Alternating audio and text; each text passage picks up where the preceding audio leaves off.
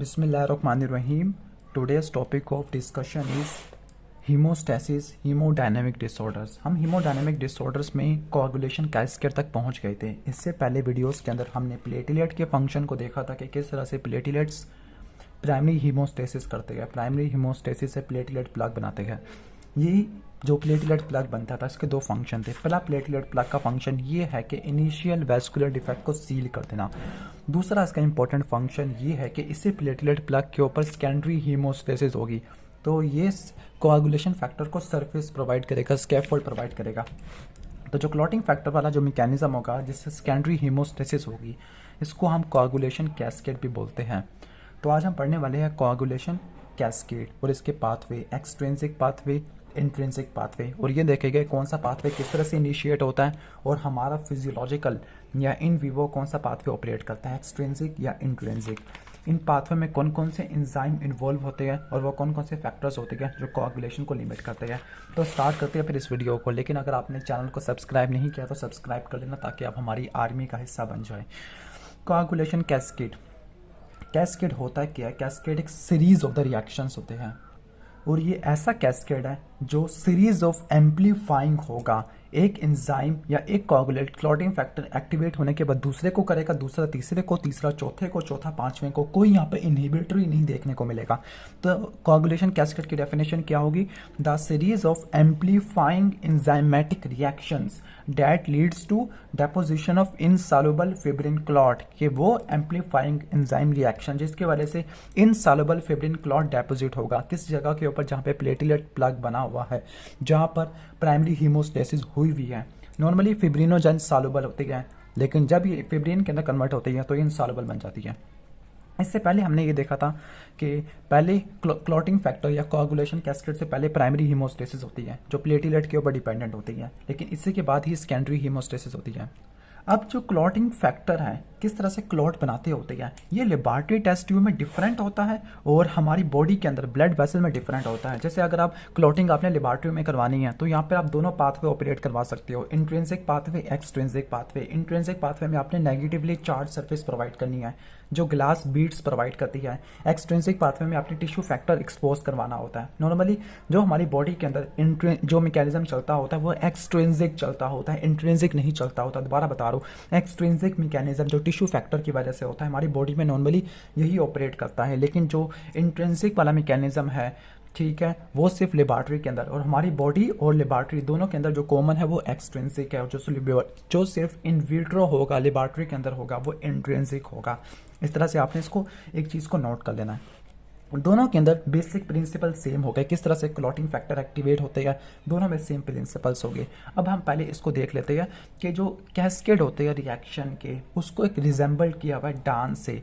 किस तरह डांस से? कि डांस में एक क्लॉटिंग फैक्टर को या एक कोआगुलेशन फैक्टर को पास किया जाता है एक पार्टनर से दूसरे पार्टनर की तरफ। अगर आप इस पूरे पाथवे को देखो, इस पूरा पाथवे या इस रिएक्शन का पर्पस क्या है? फैक्टर 10 को एक्टिवेट करना। जिसको एक्टिवेट करना? फैक्टर 10 को। तो अगर आप ये देखो जो XA लिखा हुआ है इसका क्या मतलब है? एक्टिवेटेड फैक्टर, और A नहीं लिखा हुआ इसका मतलब है क्या? मतलब है कि इनएक्टिवेटेड है। तो 10 वाला एक्टिवेट होकर 10A बन गया। फिर 10A वाले ने क्या किया? फैक्टर 2 को एक्टिवेट किया। फैक्टर 2 असल में क्या चीज़ है? थ्रोम्बिन है। अगर आप प्रोथ्रोम्बिन को यहाँ से देखो कि यहाँ पर टिश्यू फैक्टर पाथवे में या एक्सट्रिंसिक पाथवे में टिश्यू फैक्टर ने क्या किया? टिश्यू फैक्टर ने 7वें को एक्टिवेट किया, 7वें ने 9वें के साथ मिलके, 8वें के साथ मिलके 10वें को एक्टिवेट किया, 10वें ने 5वें के साथ मिलके दूसरे वाले को एक्टिवेट किया। दूसरा वाला थ्रोम्बिन वाला था, दूसरा वाला थ्रोम्बिन था। अब एक रिएक्शन के स्टेप को पकड़ लेते, चाहे हम इसके पकड़ो चाहे हम एक रिएक्शन के स्टेप को देखते हैं तो उसके अंदर एक एंजाइम के तौर पे काम आता है। अब यहाँ पर इस रिएक्शन में अगर देखो ना, इस रिएक्शन में अगर आप देखो 10 को आपने एक्टिवेट कराना है तो यहाँ पर आपको एक एंजाइम चाहिए। जो एंजाइम होता है वो असल में एक एक्टिवेटेड क्लॉटिंग फैक्टर है। अगर आपने 10वें को एक्टिवेट करवाना है तो उसके लिए जो एंजाइम के तौर पर काम करेगा वो होगा 7th वाला। ठीक हो गया, 7th वाला एक्टिवेटेड, और इसके साथ 9th वाला, और ये दूसरे फैक्टर भी काम करते हैं। तो सपोज 7th वाला ये एंजाइम के तौर पे काम करेगा। और इसी जो स्टेप होगा रिएक्शन का स्टेप में आपको एक सबस्ट्रेट चाहिए, ठीक है, जो इनएक्टिवेटेड होता है। जैसे 10 को 10A में कन्वर्ट कराना है तो ये सबस्ट्रेट है, उसकी जो प्रोडक्ट होती है वो एक्टिवेटेड फॉर्म है। और इसके लिए आपको कोफैक्टर भी चाहिए। क्या चाहिए आपको? कोफैक्टर भी चाहिए। जिसे अगर आप इस डायग्राम में देखो, इस डायग्राम में अगर आपने 10 को एक्टिवेट करवाना तो आपको 9th वाला जो होगा वो 9th वाला एक्टिव कोआगुलेशन फैक्टर है, ये एंजाइम के तौर पे काम करेगा। जो इससे पहले वाला इनएक्टिव कोआगुलेशन फैक्टर है वो सबस्ट्रेट का काम करेगा, जो बाद में एक्टिवेट होगा उसको बोलेंगे प्रोडक्ट। और यहाँ पे को फैक्टर के तौर पर काम आ रहा है, वो को फैक्टर यहाँ पे कौन है, यहाँ पे अगर आप डायग्राम में देखो तो डायग्राम में आपको ये नजर आ रहा है कि फैक्टर 10A, ठीक है, ये रिएक्शन एक्सेलरेटर है। क्या है? रिएक्शन एक्सेलरेटर, रिएक्शन को बढ़ाने वाली, इनको बोलते हैं को फैक्टर, ये को फैक्टर के तौर पे काम आते हैं। तो फिर अगर आप इस डायग्राम में देखो तो यहाँ पर 8A वाला ये रिएक्शन एक्सेलरेटर है, जबकि 7th और 9th वाले इंजाइम्स के तौर पे काम आती है। जो TF है, टिश्यू फैक्टर है, ये काम करता होता है एक्सेलरेटर की फॉर्म में। ये सारे कंपोनेंट्स असेंबल्ड हुए होते नेगेटिवली चार्ज फॉस्फोलिपिड सरफेस के ऊपर। ये आपको नजर आ रही होगी नेगेटिवली चार्ज फॉस्फोलिपिड सरफेस, ये ग्रीन से नजर ब्लू से नजर आ रही होगी। ये नेगेटिवली चार्ज फॉस्फोलिपिड सरफेस उसी प्लेटलेट प्लग ने प्रोवाइड की होती है, जो एक्टिवेट होकर इन्होंने एक प्लग बनवाया होता है। ठीक हो गया? तो ये पूरा असेंबली वाला रिएक्शन होता है। इसी तरह जब आपको असेंबली के लिए कैल्शियम आयन की जरूरत पड़ती है, इनकी असेंबली किसके ऊपर डिपेंडेंट होती है? कैल्शियम आयन के ऊपर होती है। कैल्शियम करता क्या है? कैल्शियम 2 के साथ 9, 10, दूसरा 7वां, 9वां, 10वां, इनकी गैमा कार्बोक्सिलेशन होती है ग्लूटामिक एसिड रेसिड्यूज की। और इस रिएक्शन को कैटालाइज करने वाला होता है विटामिन के। विटामिन के को फैक्टर के तौर पर काम आता होता है, क्योंकि गैमा कार्बोक्सिलेशन करवाता होता है, को फैक्टर के तौर पर काम आता है। अगर विटामिन के को अगर हम विटामिन के एपॉक्साइड रिडक्टेज एंजाइम होता है, जो विटामिन के को वापस करवाता होता है, वापस रिड्यूस करवाता है, वापस रीजनरेट करवाता है। अगर हम विटामिन के को रीजनरेट ना होने दें और ड्रग्स कौन से यूज़ करें? कोमरिन, या जिसको आप कहते हैं वारफरिन, तो इसकी वजह से विटामिन के एपॉक्साइड रिडक्टेज एंजाइम इनहिबिट हो जाएगा, विटामिन के एक्टिवेट नहीं हो पाएगा। जब विटामिन एक्टिवेट नहीं हो पाएगा तो उनकी गैमा कार्बोक्सिलेशन नहीं हो पाएगी। जब गैमा कार्बोक्सिलेशन नहीं हो पाएगी तो फिर कैल्शियम इनके साथ बाइंड नहीं कर सकता, और कैल्शियम असेंबली प्रोवाइड करता है। अगर आप इस डायग्राम में देखो तो आपको छोटे छोटे नजर आ रहे हो कि कैल्शियम के मालिक्यूल जो असेंबली प्रोवाइड कर रहे हैं, असल में इसी नेगेटिवली चार्ज फॉस्फोलिपिड सरफेस के साथ ये अटैच हुए पड़े हैं। एक तरफ से कैल्शियम ने पकड़ा हुआ है, एक तरफ से नेगेटिवली चार्ज फॉस्फोलिपिड। असल में कैल्शियम दोनों के दरमियान में पड़ा हुआ है, किन दोनों के दरमियान में? नेगेटिवली चार्ज फॉस्फोलिपिड सरफेस के ऊपर और इनके क्लॉटिंग फैक्टर्स के ऊपर। ठीक हो गया? नेक्स्ट चलते हैं अब इनके पाथवे को। तो 2 तरह के पाथवे थे, एक्सट्रिंसिक पाथवे, इंट्रिंसिक पाथवे। दोनों पाथवे का पर्पस क्या? 10 को एक्टिवेट करना, क्योंकि 10 ने ही 5वें के साथ मिलकर प्रोथ्रोम्बिन की एक्टिवेशन करानी है।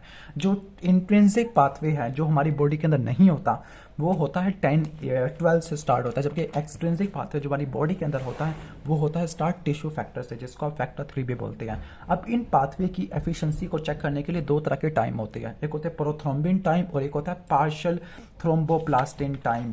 ठीक है, पार्शियल थ्रोम्बोप्लास्टिन टाइम होता है। अब इनकी एफिशिएंसी चेक करने के लिए, क्योंकि आपको पता है कि जब ये सही तरह काम कर पाएंगे तो फिर प्रोथ्रोम्बिन टाइम हमें कम देखने को मिलेगा। ठीक है, मतलब कोगुलेशन फैक्टर जल्दी से एक्टिवेट हो गई या टाइम कम देखने को मिलेगा, क्लॉटिंग सही तरह काम कर रही है।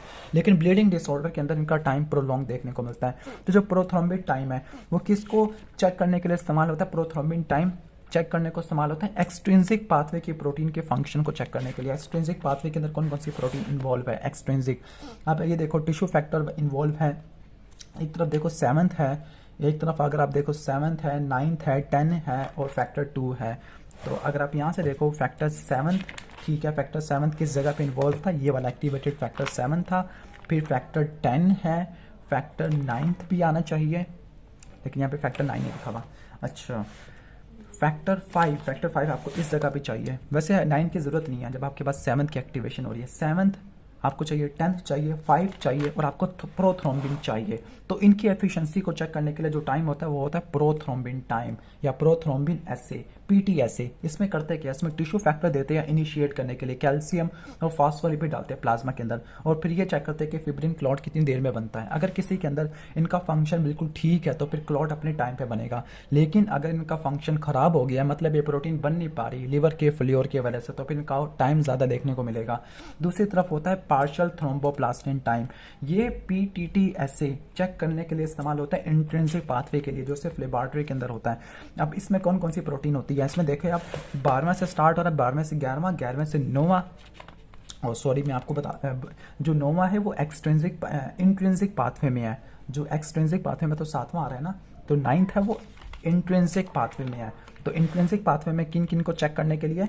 ये दूसरी तो सबसे लास्ट में है, फिब्रिनोजन भी सबसे लास्ट में होती है, ठीक है। पांचवी देखें, पांचवी यहाँ पे भी इन्वॉल्व हो रही है, दोनों में कॉमन है। जो चीज़ कॉमन नहीं है दोनों के अंदर वो क्या है, वो इसके अंदर ये है और इसके अंदर 7th है, ठीक है। बाकी सब चीज़ें इन दोनों में कॉमन है। मैंने 10 को भी कर लिया। 8, 9, 11, 12, 8वां, 9वां, 11वां, 12वां, जबकि 10वां वो उसमें आ जाएगा, ठीक है। हालांकि 10वां इसमें भी आ रहा है, मैं क्यों मिस्टेक कर रहा हूँ। 7वां सिर्फ इसमें रह गया, बाकी सारा इसमें आ गया है। 8, 9, 10, 11, 12 ये इन दोनों में कॉमन है, लेकिन इसके अंदर 7वां आ जाएगा, इसके अंदर 7वां नहीं आएगा। जो 7th है वो इस जगह पे आएगा, ठीक हो गया। तो आपको समझ आ गया होगा। तो इनके एफिशिएंसी को चेक करने के लिए आप क्या करते हो, आप ये चीज़ें करते हो। कौन सा ऐसे, पार्शियल थ्रोम्बोप्लास्टिन ऐसे, वहाँ पे आप टिश्यू फैक्टर डालते थे क्योंकि टिश्यू फैक्टर से इनिशिएट होता है, लेकिन यहाँ पे आप नेगेटिवली चार्ज पार्टिकल दोगे, जो ग्राउंड गिलास होगी जिसने फैक्टर 12 जिसको हेगबेन फैक्टर उसको एक्टिवेट करना है, उसके साथ फॉस्फोलिपिड और कैल्शियम भी देने पड़ेगा, क्योंकि दोनों एक नेगेटिवली चार्ज और एक पॉजिटिवली चार्ज सरफेस प्रोवाइड करता है। फिर आप टाइम को मेजर कर लोगे, किसको मेजर कर लोगे, टाइम को। तो ये इस तरह से होता है इंट्रिंसिक पाथवे के लिए और एक्सट्रिंसिक पाथवे के लिए। इन एसए से, पार्शियल थ्रोम्बोप्लास्टिन टाइम वाले एसए से, पीटी से पता चल जाएगा कि कोगुलेशन फैक्टर किस तरह काम कर रहे नहीं कर पा रहे। लेकिन हर कोगुलेशन फैक्टर की डेफिशिएंसी की वजह से आपको डिफरेंट साइन सिम्टम देखने को मिलती है। जिस तरह 5वां, 7वां, 8वां, 9वां, 10वां अगर इनकी डेफिशिएंसी हो जाए तो मॉडरेट टू सीवियर ब्लीडिंग हो जाती है। लेकिन अगर प्रोथ्रोम्बिन की डेफिशिएंसी हो जाए तो लाइफ को सस्टेन करना बहुत ज़्यादा मुश्किल है, डेथ हो सकती है। अगर फैक्टर 11 की डेफिशिएंसी होती है तो फिर माइल्ड ब्लीडिंग होती है, ठीक है। अगर फैक्टर 12 की डेफिशिएंसी होती है कोई ब्लीडिंग होगी ही नहीं, क्योंकि ये वाला पाथवे एक्टिव हमारी बॉडी के अंदर होता भी नहीं है, वैसे भी इतना ज़्यादा इंपॉर्टेंट नहीं होता, ठीक है। लेकिन ये कहता है कि अगर फैक्टर 12 की डेफिशिएंसी होगी तो फिर थ्रोम्बोसिस वगैरह हो सकती है, कि जो फैक्टर 12 है थ्रोम्बोसिस की तरफ कंट्रीब्यूट वगैरह कुछ ना कुछ करता है। लेकिन यहाँ पर अभी तक कुछ नहीं देखा गया, लेकिन एक पैराडॉक्सिकल फीलिंग है, लेकिन अभी इसको नहीं देखा गया। अब नेक्स्ट हम देख लेते हैं कि आपको हमारी बॉडी के अंदर जो इन विवो मैकेनिज्म चलता होता है वो टिश्यू फैक्टर वाला चलता होता है, ठीक है। टिश्यू फैक्टर वाला चलता होता है, और आपको फैक्टर 9th, ये आपको नजर आ रहा होगा, फैक्टर 9th और फैक्टर 8A कॉम्प्लेक्स, ठीक है। ये दोनों इंपॉर्टेंट होती है इसकी एक्टिवेशन के लिए, ठीक है। लेकिन ये आपको इन विट्रो देखने को मिलते हैं। कहते हैं कि फैक्टर 11 की डेफिशिएंसी की वजह से माइल्ड ब्लीडिंग इस वजह से होती है कि जो प्रोथ्रोम्बिन है, जो थ्रोम्बिन है, थ्रोम्बिन वापस आके इसको पॉजिटिव फीडबैक भेजता होता है इस जगह पे आके, जिसकी वजह से ये आगे इसको स्टिमुलेट करवाना शुरू कर देता है। जब ये स्टिमुलेशन नहीं होगी तो इसकी वजह से आपको डेफिशिएंसी की वजह से माइल्ड ब्लीडिंग देखने को मिलती है, क्योंकि जो थ्रोम्बिन है वो ना सिर्फ फैक्टर 11 बल्कि फैक्टर 11 के साथ फैक्टर 5 और फैक्टर 8 इनकी भी पॉजिटिव फीडबैक मैकेनिज्म के जरिए एक्टिवेशन करा देता है। इस वजह से आपको माइल्ड ब्लीडिंग देखने को मिलती है इनकी डेफिशिएंसी की वजह से। अब हम आगे की तरफ देख लेते हैं। तो एक बात आपको समझ आ गई कि सबसे लास्ट में थ्रोम्बिन जाके काम करता होता है। फिर थ्रोम्बिन करता क्या है, थ्रोम्बिन है फिब्रिनोजन को फिब्रिन के अंदर कन्वर्ट कराना होता है, ठीक है। अब हम थ्रोम्बिन के कुछ इंपॉर्टेंट फंक्शंस को देख लेते हैं, थ्रोम्बिन के क्या क्या फंक्शंस है और उस डायग्राम से हम समझ लेते हैं। तो पहला थ्रोम्बिन का फंक्शन हो गया, अगर आप इस डायग्राम में देखो कि फिब्रिनोजन को फिब्रिन के अंदर कन्वर्ट करा देना, और जो फिब्रिन क्रॉस लिंकिंग प्रोवाइड करती है। अगर आप इस डायग्राम में देखो तो यहाँ पे आपको फिब्रिन नजर आ रहा होगा, क्या नजर आ रहा होगा, फिब्रिन, यानी फिब्रिनोजन को क्रॉस लिंक्ड फिब्रिन के अंदर कन्वर्ट करा देना। असल में थ्रोम्बिन करती क्या है, थ्रोम्बिन सॉल्युबल फिब्रिनोजन को फिब्रिन के मोनोमर के अंदर कन्वर्ट करा देती है। जो फिब्रिन के मोनोमर है इनसॉल्युबल है, और ये पॉलीमराइज होने के बाद इनसॉल्युबल फिब्रिल बनाते हैं। फिर ये इनसॉल्युबल फिब्रिल क्या करते हैं, आगे क्रॉस लिंकिंग करके क्लॉट को सील करने की कोशिश करते हैं। उसके साथ साथ आपको बताया था कि जो थ्रोम्बिन है ये दूसरे फैक्टर को भी एक्टिवेट करना शुरू कर देता है पॉजिटिव फीडबैक के जरिए। फैक्टर 11 था, 5 और 8 था। 5 और 8 कितने होते हैं, 13। लेकिन अब 13वां क्लॉटिंग फैक्टर तो एग्जिस्ट ही नहीं करता, 12वें का तो कुछ होता ही नहीं है, तो आपने 11 से याद रखना है, 5, 8 और 11, ठीक है। तो पहला फंक्शन फिब्रिनोजन की कन्वर्जन करा देना फिब्रिन के अंदर, दूसरा फंक्शन है पॉजिटिव फीडबैक साइकिल के जरिए क्लॉट को स्ट्रेंथ प्रोवाइड करना, ठीक हो गया। कहती है कि ये फैक्टर 13, अब फैक्टर 13 भी आ गया है, फैक्टर 13 को भी प्रमोट करता है, 5वां, 8वां और 13वां भी होता है। तो ये फैक्टर 18 को भी स्टिमुलेट करवाता है, वो आगे इसको स्ट्रेंथ प्रोवाइड करती है। तो पहला इन शॉर्ट फंक्शन क्या हो गया, फिब्रिन की क्रॉस लिंकिंग करवा के क्लॉट को सील कर देना। दूसरा आपको फंक्शन नजर आ रहा होगा जो हमने कल पढ़ा था, प्लेटलेट की एक्टिवेशन कराना। यहाँ पे देखो आप, यहाँ पे जो थ्रोम्बिन है, थ्रोम्बिन क्या करता है, प्लेटलेट की एक्टिवेशन कराता है, प्लेटलेट की एग्रीगेशन कराता होता है। क्योंकि थ्रोम्बिन जिन रिसेप्टर पर जाके बाइंड करता है वो जी प्रोटीन कपर रिसेप्टर्स होते हैं, प्लेटलेट की सरफेस के ऊपर पड़े हुए होते हैं, जिसको बोलते हैं PAR1, जिसकी वजह से प्लेटलेट की लिंकिंग होती है, प्लेटलेट की एग्रीगेशन होती है। इसके बाद है प्रो इन्फ्लेमेटरी इफेक्ट, जो PAR है, जिनको जो थ्रोम्बिन के रिसेप्टर हैं ये किसी हमारी इन्फ्लेमेटरी सेल के ऊपर भी एक्सप्रेस होती है, जिस तरह मोनोसाइट नजर आ रहा होगा, कुछ एंडोथेलियम के ऊपर भी आती है, दूसरे सेल टाइप्स के ऊपर भी होती है। जब थ्रोम्बिन होता है तो थ्रोम्बिन इन सेल के ऊपर पार रिसेप्टर पर जाके बाइंड करता है, और जब पार रिसेप्टर पे जाके बाइंड करेगा तो इनके प्रो इन्फ्लेमेटरी इफेक्ट को मीडिएट करता होता है। ठीक है, इसकी वजह से क्या हो सकता है, टिश्यू का रिपेयर और एंजियोजेनेसिस वगैरह, क्योंकि इन्फ्लेमेशन के बाद रिपेयर वाला मैकेनिज्म एक्टिवेट होता है। अगर आप यहाँ से देखोगे कि मोनोसाइट से platelet derived growth factor produce हो रहा है, और यहाँ से भी platelet derived growth factor endothelium से, दोनों के दोनों स्मूथ मसल की क्या करवा रही है, स्मूथ मसल पर जाके काम कर रही है, कोलेजन की डेपोजिशन करवा रही है, और एक तरफ से लिम्फोसाइट की एक्टिवेशन भी नजर आ रही होगी।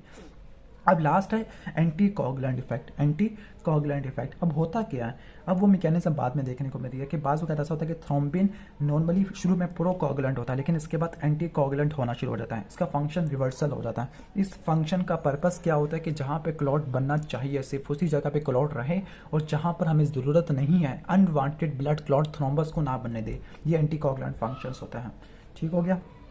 अब हम यहाँ से देख लेते हैं फैक्टर्स डेट लिमिट कोआगुलेशन। वो कौन कौन से फैक्टर्स होते हैं जो कोआगुलेशन को लिमिट करते हैं।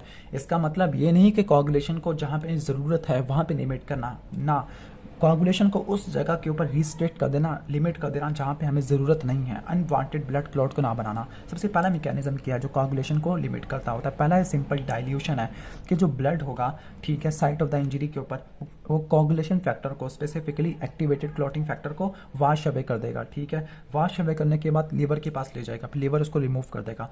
दूसरा मैकेनिज्म ये है कि जो नेगेटिवली चार्ज फॉस्फोलिपिड्स होती हैं वो सरफेस प्रोवाइड करते हैं प्लेटलेट। ठीक है, प्लेटलेट, और प्लेटलेट को एक्टिवेशन वगैरह चाहिए होती है किसके साथ, सब एंडोथेलियल कनेक्टिव टिश्यू के साथ कॉन्टैक्ट करने के बाद। लेकिन कुछ ऐसे प्रोटेक्टिव फैक्टर्स होते हैं जो इंटैक्ट एंडोथेलियम से प्रोड्यूस होते हैं, जो प्लेटलेट को इंटैक्ट एंडोथेलियम से अटैच नहीं होने देते, वो हमने पढ़ना है एंडोथेलियम के अंदर। किसके अंदर पढ़ना है, एंडोथेलियम के अंदर। जैसे ही कोआगुलेशन कैस्केड एक्टिवेट होता है तो उसके बाद फिब्रिनोलिटिक कैस्केड भी एक्टिवेट हो जाता है। अब इस कैस्केड का मेन पर्पस क्या, क्लॉट के साइज को कम कर देना और इसकी डिसोल्यूशन प्रोवाइड करना। फिब्रिनोलाइसिस करवाने के लिए जो एंजाइम्स होता है वो होता है प्लाज्मिन होता है, जो फिब्रिन की क्या कर देगा, ब्रेक डाउन कर देगा, फिब्रिन की ब्रेक डाउन करेगा। अगर आप यहाँ पे देखो तो आपको प्लाज्मिनोजन नजर आ रहा होगा।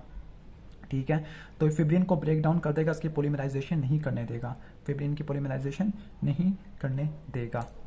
तो कहते हैं कि जितनी फिब्रिन की ब्रेक डाउन प्रोडक्ट होती है, यानी जो ब्रेक डाउन प्रोडक्ट प्लाज्मिन की वजह से प्रोड्यूस हुई है, जिसको बोलते हैं फिब्रिन स्प्लिट प्रोडक्ट, जिसको सिंपल हम जबान में कह सकते हैं फिब्रिन डाइमर्स। तो ये यूजफुल मार्कर्स होते हैं थ्रोम्बोटिक स्टेट का। क्या मतलब कि अगर ये डाइमर्स कम है, इसका मतलब क्लॉट कम टूट रहा है, ज़्यादा बन रहा है, तो थ्रोम्बोसिस की तरफ हमें निशानदेही कर रहा है। प्लाज्मिन किस तरह से प्रोड्यूस होता है, प्लाज्मिन प्रोड्यूस होता है प्लाज्मिनोजन से, और प्लाज्मिनोजन से प्रोड्यूस होने के लिए प्लाज्मिनोजन की कैटाबॉलिज्म करवानी होती है। किसकी कैटाबॉलिज्म करवानी होती है, प्लाज्मिनोजन की कैटाबॉलिज्म करवानी होती है। जो प्लाज्मिनोजन की कैटाबॉलिज्म करवानी है तो वो फैक्टर 10 की वजह से भी हो सकती है, ठीक है, जिसकी वजह से फैक्टर 10 की डेफिशिएंसी की वजह से थ्रोम्बोसिस हो जाता है, या फिर टिश्यू प्लाज्मिनोजन एक्टिवेटर की वजह से भी हो जाती है। Tissue plasminogen activator normally endothelium से प्रोड्यूस होता है, ठीक है, और ये जब ज़्यादा एक्टिव होता है जब ये फिब्रिन के साथ बाइंड करेगा, जब ये फिब्रिन के साथ बाइंड करेगा तो फिर इसकी एफिनिटी बढ़ जाती है, इससे कैटालिटिक एक्टिविटी बढ़ जाती है, फिर ये प्लाज्मिनोजन को प्लाज्मिन में तोड़ देगा, प्लाज्मिन आगे क्या करना शुरू कर देगा, फिब्रिनोलाइसिस करवाना शुरू कर देगा, फिब्रिनोलाइसिस करवाना शुरू कर देगा। एक और प्रोटीन भी होती है जो क्या करती है, प्लाज्मिन को इनहिबिट कर देती है, वो है अल्फा 2 प्लाज्मिन इनहिबिटर। ये भी एक काउंटर रेगुलेटरी मैकेनिज्म है, हर चीज़ को कंट्रोल करने के लिए कोई ना कोई रेगुलेटरी मैकेनिज्म होता है। इसकी समरी देख लेते हैं। कोआगुलेशन किस तरह से होती है, सीक्वेंशियल एंजाइमेटिक कन्वर्जन होती है, कोआगुलेशन कैस्केड होता है। जो टिश्यू फैक्टर होता है साइट ऑफ द इंजरी के ऊपर, वो इन विवो पाथवे को इनिशिएट करता होता है। फाइनल स्टेप के अंदर थ्रोम्बिन फिब्रिनोजन को इनसॉल्युबल फिब्रिन के अंदर कन्वर्ट कराता है, जो हीमोस्टैटिक प्लाक बनाता होता है। कोआगुलेशन सिर्फ उसी जगह पे रिस्ट्रिक्टेड होती है, किन किन मैकेनिज्म की वजह से, पहला डाइल्यूशन लिखा हुआ था, बाद में ये लिखा था कि limited enzyme activation to phospholipid surface provide by activated platelet, की जो प्लेटलेट नहीं negatively charge phospholipid surface provide करनी है, तो अगर प्लेटलेट की या नेट एंडोथेलियम की डेफिशिएंसी होगी, वहाँ पर अगर आपको फॉस्फोलिपिड सरफेस नहीं होगी तो वहाँ पर कोआगुलेशन फैक्टर नहीं बनेगा। दूसरी तरफ ये लिखा हुआ है कि जो एंटी थ्रोम्बिन 3 होता है, ठीक है, उसकी एक्टिविटी बढ़ाने का वाला हेपेरिन लाइक मॉलिक्यूल होता है, और लास्ट में थ्रोम्बोमॉड्यूलिन, वो भी हमने पढ़ना है एंडोथेलियम के अंदर। नेक्स्ट टॉपिक के अंदर हमने थ्रोम्बोमॉड्यूलिन वगैरह पढ़ना है। और लास्ट में फिब्रिनोलाइसिस करवाने वाला फिब्रिनोलिटिक कैस्केड ये करवाता होता है प्लाज्मिन, और प्लाज्मिन प्रोड्यूस होता है प्लाज्मिनोजन से, इसको एक्टिवेट करवाने वाला टिश्यू प्लाज्मिनोजन एक्टिवेटर या फैक्टर 12 होता है। तो ये हो गया बेसिक ओवरव्यू कोआगुलेशन कैस्केड का। तो अगर आपको वीडियो अच्छी लगी हो तो उसको लाइक करना, और चैनल पर नहीं हो तो सब्सक्राइब करना। Thanks for watching this video. अल्लाह हाफिज़।